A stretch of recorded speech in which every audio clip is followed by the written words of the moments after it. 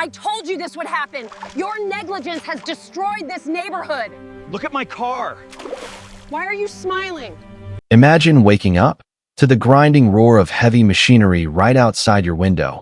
Concrete mixers actively destroying a creek that's flowed behind your family's land since 1878, a timeline that predates every single county record they hold dear.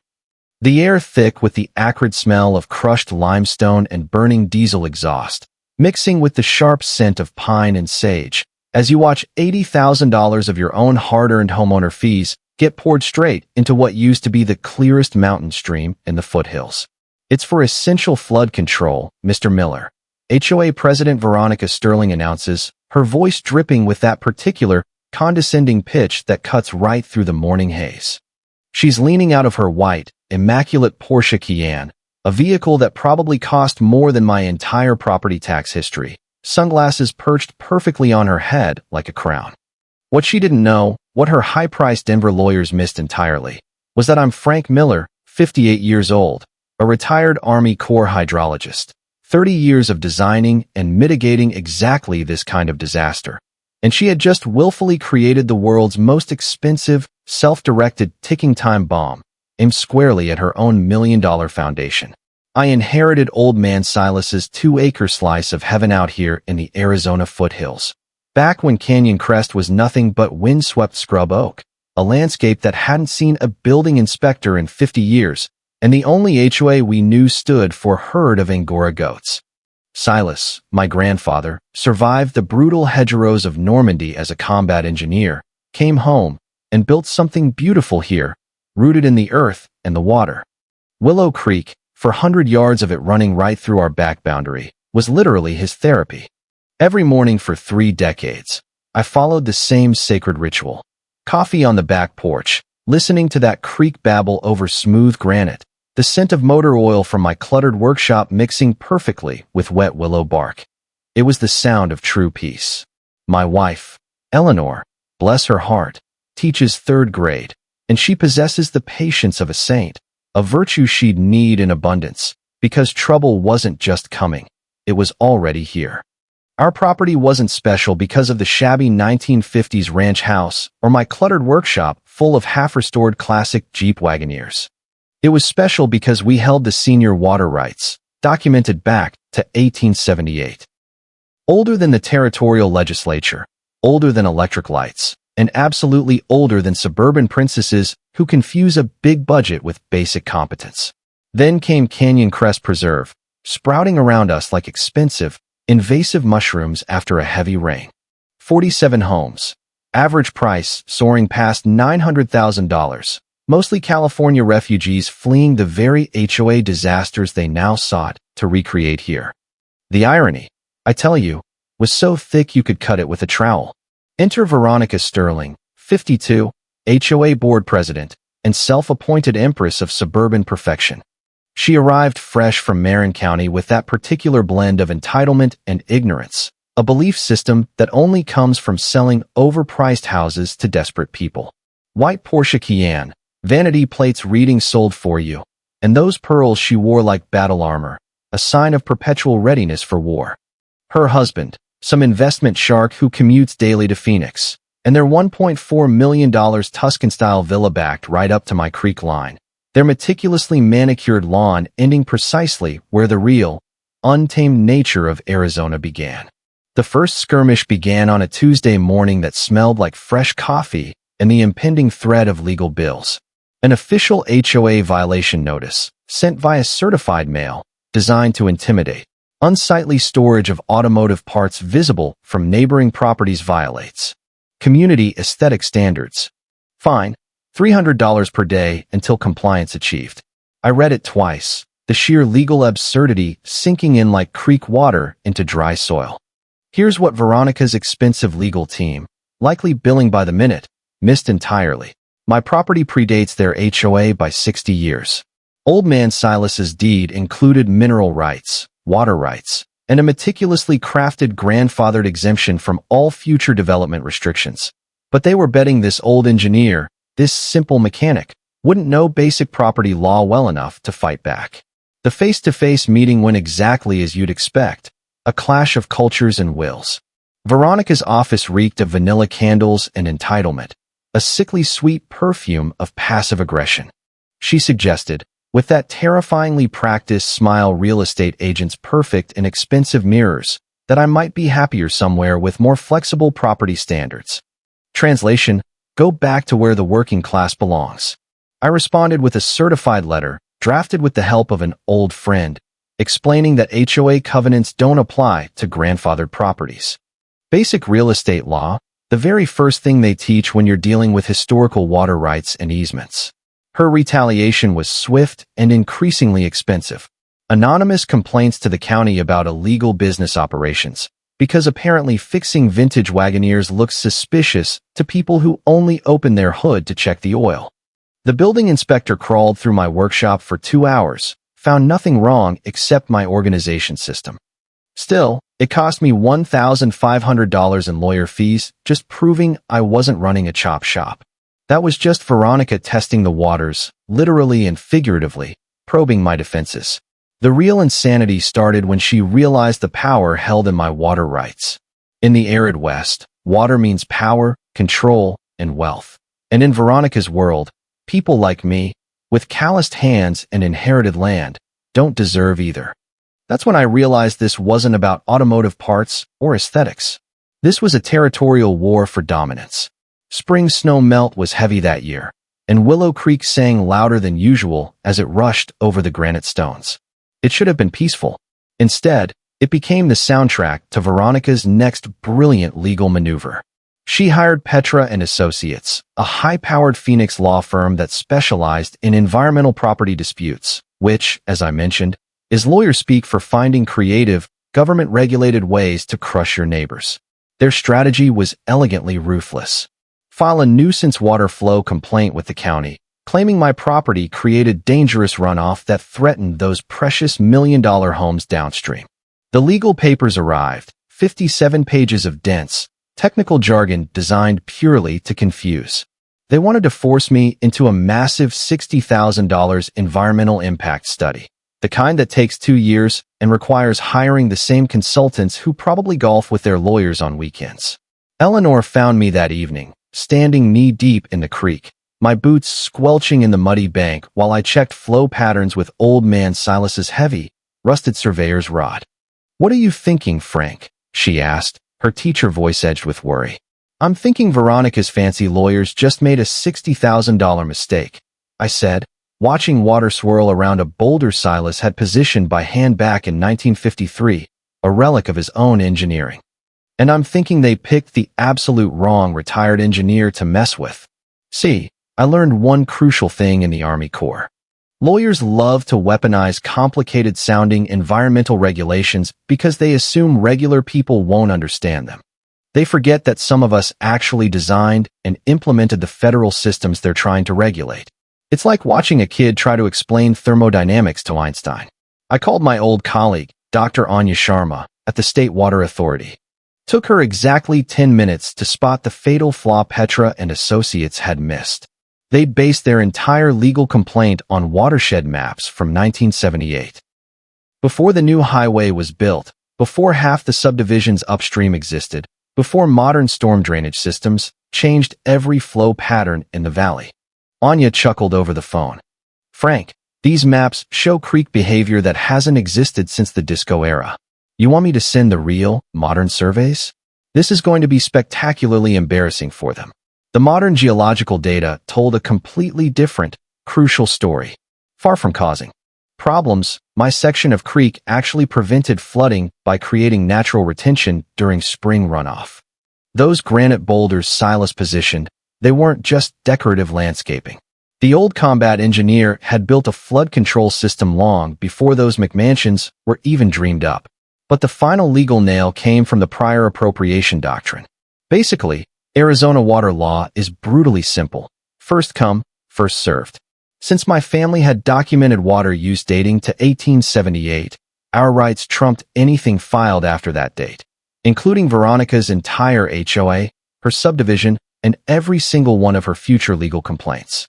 I spent that weekend in my workshop, surrounded by old man Silas's engineering notebooks and modern county survey maps, connecting dots that Veronica's lawyers would never see. It felt like channeling the old man's meticulous ghost. Monday morning, I filed my own complaint. Not just a defense, but a surgical counterattack. I demanded that Veronica's group pay for a proper environmental assessment since their harassment was based on fraudulent data. Chavez, the county water commissioner, took one look at my documentation and started laughing. "Mr. Miller, these people just tried to lecture a hydrologist about water flow using maps from the Carter administration. This might be the shortest water rights case in state history." 2 weeks later, complete vindication. The county sided with me on every point, ordered the HOA to cease all water-related harassment, and officially validated my historical rights. But the victory was short-lived. Veronica Sterling, having been thoroughly defeated in court, had apparently graduated from the school of doubling down on bad ideas. 3 weeks after the county told her to back off, she called an emergency HOA board meeting. Of course, she scheduled it during the 1 week Eleanor and I were on vacation, sending the notice to a 20-year-old address to ensure we couldn't object. The agenda item looked innocent enough: emergency flood mitigation assessment. What actually happened was Veronica presenting grossly doctored photographs showing severe erosion damage. She claimed her engineering consultant, the landscaper, had determined that immediate concrete channeling was needed to prevent catastrophic damage. The vote passed 6-1. Special assessment, $2,500 per homeowner. Total project cost, $175,000 for something that any actual engineer would call insanity. I cut our vacation short and drove home through the night. Eleanor slept fitfully while I white-knuckled the steering wheel and calculated the damage they could do in 72 hours. The answer, as it turned out, was catastrophic. The sound hit me first: jackhammers and diesel engines growling where morning bird songs used to live. Then the smell: concrete dust mixing with destroyed vegetation. I rounded the corner to my driveway and saw what Veronica had done to 150 years of natural beauty. My creek was gone. In its place, an ugly concrete trough, an 18-inch deep gray channel that belonged in an urban wasteland, not the Arizona foothills. They'd buried Silas's carefully positioned boulders under tons of concrete, destroying fish spawning areas. Eleanor stood beside me, tears streaming down her face. "They killed it," she whispered. "They actually killed a living creek." I spent the next week documenting everything, thinking like water. I researched Zenith Construction, the contractor, 3 EPA violations in 5 years, $100,000 in fines for unauthorized waterway modifications. Any significant work on a natural waterway requires 3 layers of approval: county, state environmental agency, and the EPA. Veronica's crew had skipped all 3. The Clean Water Act doesn't mess around. I filed complaints with every agency. The math was simple. Every day that concrete stayed in place was another $35,000 in potential fines. If you've ever wondered what desperation smells like, it's the sickeningly sweet scent of vanilla candles mixed with fierce sweat in a real estate office. That's where I found myself 3 weeks later, sitting across from Veronica Sterling. "Frank," she said, sliding a manila envelope across her glass desk, her smile wavering. Inside, a cashier's check for $600,000 and an NDA. "Take the money, agree never to discuss the creek publicly, and relocate." The threat was barely veiled. Legal battles are expensive, Frank. Think about Eleanor's job security. I have connections that go deep. I brought my small digital recorder. And Veronica's next words were pure, unadulterated gold. "If you don't take this offer, I'll make sure every property owner in this valley knows you're an anti-development extremist, and your wife's teaching career could become complicated." That same week, my workshop got hit. Vintage Wagoneer parts scattered, tools stolen. But they made one crucial mistake. The new security cameras I'd installed caught everything. 2 figures in hoodies, followed by the white Porsche Cayenne with the vanity plates picking them up at 2 a.m. The psychological warfare escalated into corporate thriller territory. Anonymous online reviews bombing Eleanor's tutoring business. Someone called her principal about her fitness to teach. But every threat, every act of vandalism, every anonymous complaint went into a meticulously organized file system, because that's exactly what they were becoming: federal exhibits. Emily Chun, the law student, provided the financial roadmap. The concrete project cost $175,000, but $125,000 disappeared into a maze of shell companies tracing back to Veronica's business associates. The girl had found the organized fraud where I'd only suspected waste. And then, the ultimate weapon, Silas's 1973 engineering report. He'd warned against concrete channeling in this exact location, calculating it would increase downstream flooding risk by 300% during heavy runoff. The natural creek absorbed excess water. The concrete would create a high-pressure water cannon aimed directly at the HOA homes, which were built squarely in the natural floodplain. The math was terrifyingly beautiful. When the spring floods hit, Veronica's solution would destroy her neighbor's foundations. My property, being upstream and naturally elevated, would stay bone dry. The pressure was mounting. Agent Park from the FBI had the embezzlement charges. Agent Chavez from the EPA had the environmental crimes. The night before the hearing, Veronica made her final, desperate move. She filed for an emergency restraining order, claiming I was stalking her and making terrorist threats to sabotage HOA property. Her goal was simple: tie up the legal system until after the flood, keeping me, the only person who knew the truth, away from the creek when disaster struck. The hearing was scheduled for the same day as peak spring snow melt. The federal courthouse in Phoenix was packed tighter than a sardine can. Judge Harper, a woman known for her zero-tolerance policy on environmental crimes, presided. My lawyer's opening statement was surgical. Your Honor, this case represents the systematic destruction of an ecosystem to satisfy one woman's personal vendetta, funded by nearly $200,000 in embezzled HOA fees. Then the recordings played. Veronica, clear as day, offering bribes and threatening Eleanor's career. Gasps filled the gallery when the secret HOA meeting recording revealed her true motive: driving out incompatible residents to boost property values. I showed the judge Silas's 1973 engineering report. Computer animations demonstrated how the concrete channel directed 400% more water toward the HOA homes. But the real drama came when Dr. Sharma presented real-time flood monitoring data.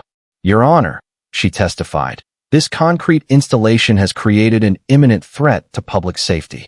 Water velocity is reaching levels capable of undermining foundation stability. The judge called a 30-minute recess as a flash flood emergency was issued for our area. When we reconvened, Veronica looked like she'd seen her own fate.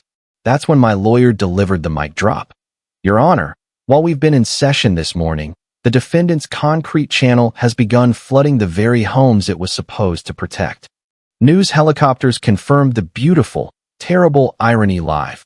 Water was backing up behind Veronica's concrete bottleneck, exactly as predicted. Million-dollar homes sat in lakes of muddy water, while my shabby workshop stayed bone dry on higher ground. Veronica's public meltdown was captured by every camera, screaming about an eco-terrorist conspiracy. Judge Harper shut her down. The afternoon session was academic. Judge Harper ruled comprehensively in my favor. Clean Water Act violations, water rights infringement, fraud, conspiracy, and intentional infliction of emotional distress. She ordered immediate removal of all concrete, complete creek restoration, and damages totaling $950,000. FBI and EPA agents served additional warrants right there in the courtroom. 6 months later, Willow Creek was reborn. Where ugly concrete once was, a natural channel now winds through restored banks lined with willows. The sound that wakes me every morning isn't the harsh scrape of water fighting concrete. It's the gentle babble of a creek that remembers how to be itself again. Veronica pleaded guilty to federal fraud charges, served 18 months, and her real estate license was permanently revoked. The $950,000 funded the complete restoration and established the Silas Miller Environmental Engineering Scholarship at ASU. Canyon Crest evolved from suspicious strangers into an actual neighborhood. My workshop is back to restoring Wagoneers and teaching kids about engines, water flow, and the importance of standing up to bullies. Home isn't just where your house sits. It's where your values are protected and your community thrives. So, here's my challenge to you. If you've got an HOA nightmare story brewing, drop it in the comments below. Maybe they're finding you for a non-conforming mailbox, Or maybe they're trying to seize common land. You might be surprised how many legal options you actually have when petty tyrants try to destroy something beautiful. Hit that subscribe button, because next week we're covering the HOA that tried to ban vegetable gardens and the 73-year-old grandmother who fought back and won. Sometimes the best revenge is preparation and letting nature reclaim what was always hers.